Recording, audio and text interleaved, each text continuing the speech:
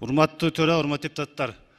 1-январдан баштап милдеттүү түрдө автотранспортты сыркалоо мыйзам кирди, күчүнө кирди. Бул мыйзам 2 жыл жылдырып келген, даяр эмес деп.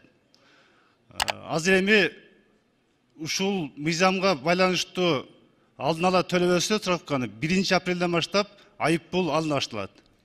Мен сурапчылык көрдүм, 10 кишиден сурасам, 2 билет, 8 билбейт.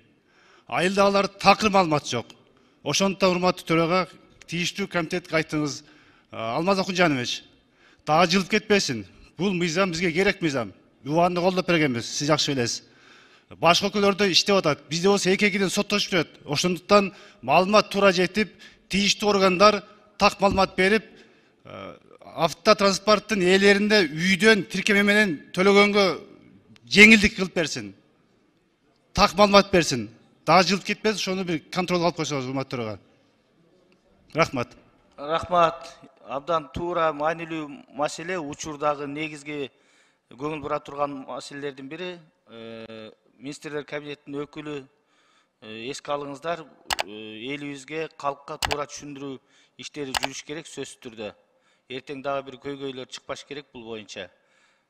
Сөз эске алып, тиешелүү тапшырмалар менен иш алып барсаңыздар жакшы болот. Анда урматтуу